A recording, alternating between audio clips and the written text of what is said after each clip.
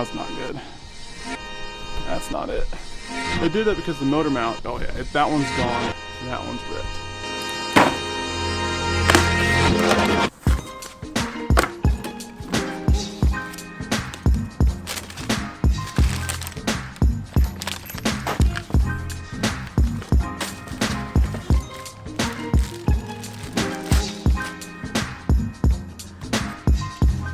What is going on, everybody? Welcome back to another video. I'm John. Today we're at my shop here at J Speed Racing in Tulsa, Oklahoma. Now, about a week ago, I was taking my E36 out for some street drifting with Andy, and we were doing some tandem runs, and all of a sudden I started getting this really weird noise in my drive shaft transmission. I turn around and I see something on the ground, and it turns out to be my motor mount. Now, I originally ran some Condor motor mounts in this car. Due to some other stuff breaking, I had to go back to the stock mounts. Long story on that. And the stock mount actually fell out of the car onto the ground, which is no bueno. Today, we're gonna be throwing in fresh Condor mounts along with some shifter bushings and reinforcements, because sadly it did end up tearing out my subframe a little bit. So we got the Condor stuff right here. If you have an E36 or E46, if you have a Beamer, make sure to go head over to condorspeedshop.com. You can use my code JDrives. I'll put it right here on the screen. It will get you 6% off their website. I love Condor. I've been working with them for quite some time now. They have some really good stuff. Definitely recommend them. As you just saw underneath here, the transmission is literally falling off the mounts. It's not good. It's supposed to be sitting on those Condor mounts. Along with this motor mount on the passenger side, which you really can't see, it's completely gone. So, which in turn means the motor is literally sitting on the power steering rack. So there's a lot wrong with this car right now, which I want to get this thing back on the road because I actually have an RK Tunes setup coming for this car, which really won't be effective if the car can't drive. I'm gonna have to order a center carry bearing because the drive shaft ripped that out when the tranny started trooping. Other than that, I'm gonna go ahead and get started jacking the motor up, taking the weight off the subframe so we can get to work.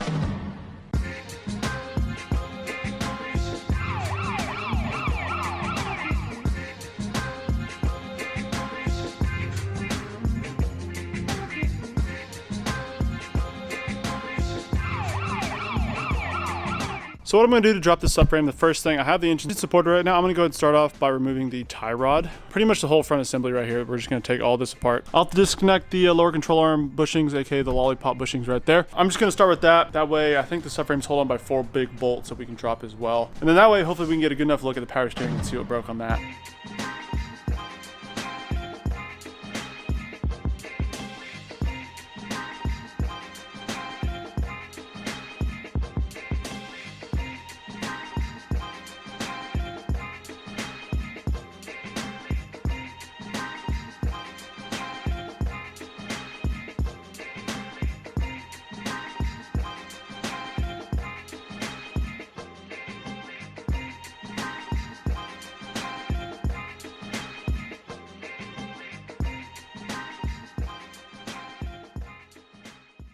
I think I'm ready to drop the subframe. I got the brake caliper actually taken off as well. I got that hung up. I got this rear bushing taken off, got the tie rod disconnected. I left this main one on. Got the top power steering line disconnected that connects to the reservoir. I think that's about it. I'm here by myself right now, so I gotta be kind of careful with the whole dropping the subframe thing. I need to get one of those tall screw jacks to use up on the lift here. I gotta say, I really love working on this car. This thing is such a breeze to work on. It's so easy and simple. And I'm very familiar with it, so it just comes really easy to me. It's such a fun little car. Can't wait for it to be back on the road with some fresh mounts, reinforced, and then eventually that RK Tunes will be a lot of fun too.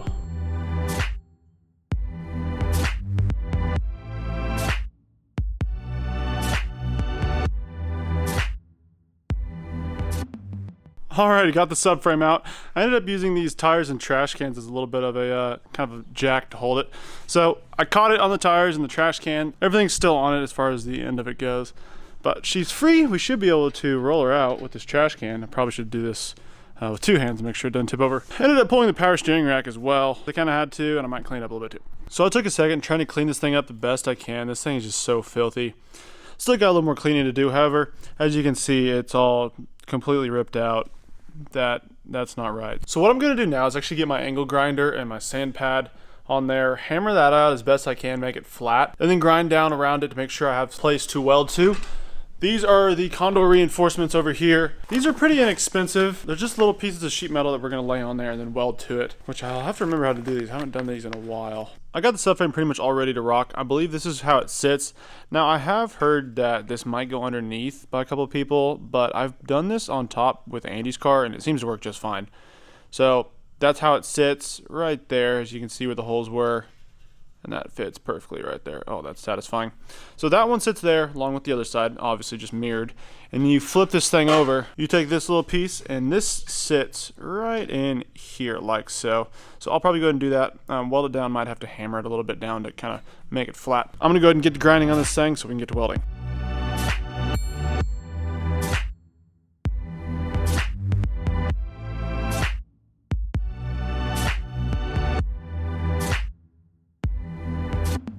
Got this first little guy tacked up down here. So what I did was I tacked it in the corners right here and right here. And there's a little bit of a gap. So I just took my little sledgehammer and tapped it in. And that's what it looks like right now. I just have it tacked up. I'm gonna go ahead and finish welding that along with the other side. I'm gonna go ahead and flip my mask down, get in the zone and get to work.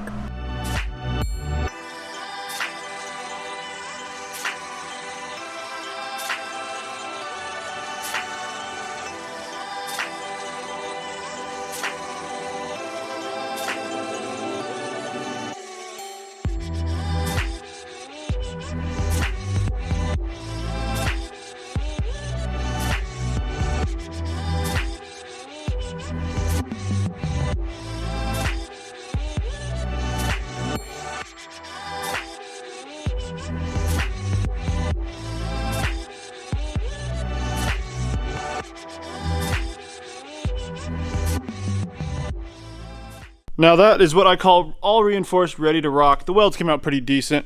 Still having a little trouble with my spool in here. I'll kind of be transparent and show you these welds if this camera will focus. I mean, overall, they're not terrible. I've seen worse, I've done worse. But like I was saying, this spool in here has given me a little trouble. I'm not a welder, I'm just learning. Definitely something good to learn on. It's good, it's all situated. Like I said, I'm pretty sure these plates do go on the top. I could be wrong, but I've done this before and it seemed like it worked pretty well. I'm gonna go ahead and let this cool, probably come back tomorrow, hit it with some spray paint so it does not rust. And then that way we can start mocking everything back up in the car. I might take a minute, clean up the power steering pump and see where it's leaking from in case I need to order something in. That way I can do that and get this car back on the road as soon as possible. Well, I got the new reinforcements all painted up last night, looking really nice. Now I think I'm gonna go ahead and start off by putting the subframe back in the car just by itself, and then we can put on the arms. It was a little bit easier to take it out all together. But like I said, I'm by myself. It's gonna be kind of hard to put it all in together. So I'm gonna do the subframe first, make sure that's all situated. Probably gonna put the motor mounts on it right now. These little mounts here, I'm gonna go ahead and put them on the new reinforced subframe. We should be pretty set. I think I'm gonna bolt them to the subframe first and then line it up the motor when I get it up there. Like I said, I wasn't 100% sure if those plates get welded on the top or the bottom. I've seen some people do both. So just make sure to double check, do a little more research before you start welding yours in. I did this once before. This is how I did it because Andy's was really ripped out and it wouldn't really have worked underneath. And this was a little bit easier. So I got the mounts on the subframe. I'm gonna go ahead and line it up, put it back in the car, make sure we're all good with that. Let's get to it.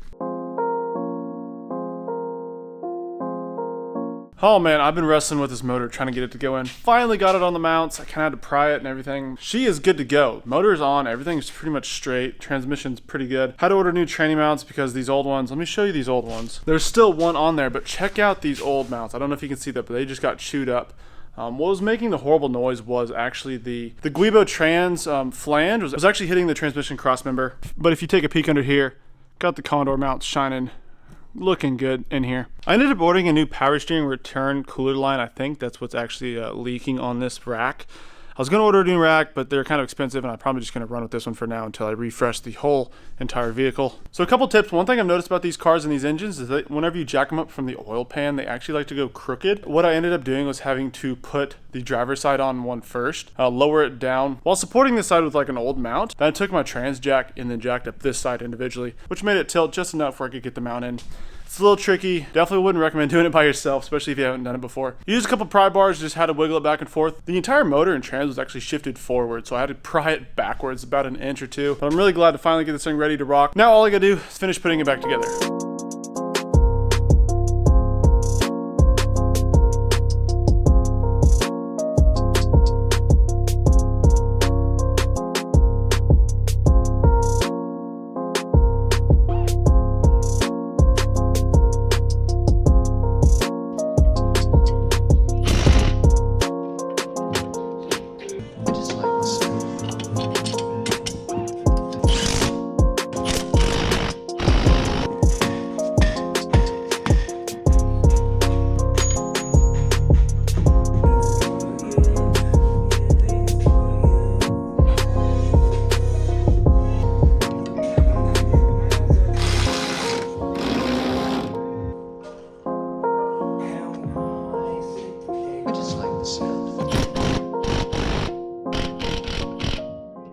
Alrighty, pretty much got it all back together. Like I said, I did have the power steering rack back out. The way the power steering rack comes in and out is actually by these two bolts right here. There's one here, one here. There's a nut on the top. So I went ahead and took those two out along with the tie rods.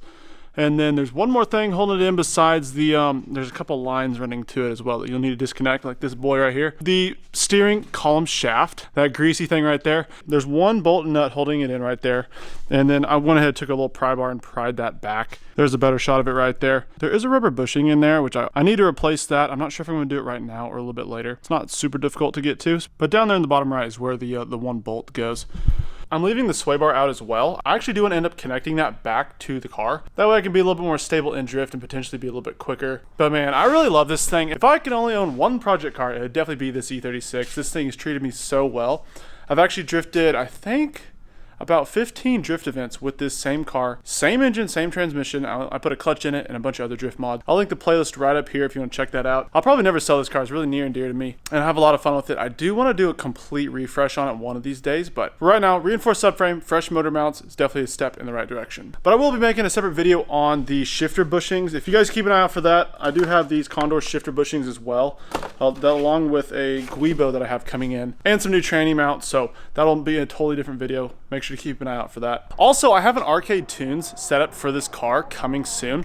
I thought I would have to cut the cats out, but this exhaust that I got off the barn find doesn't have cats. So we're ready to rock with arcade tunes. Hopefully we can get some nice crackles and burbles out of this car, which will be really fun. So make sure to go hit the thumbs up and subscribe, guys, if you haven't already. I appreciate each and every one of you guys watching the video. Make sure to stay tuned for more content. I'll catch you guys in the next video.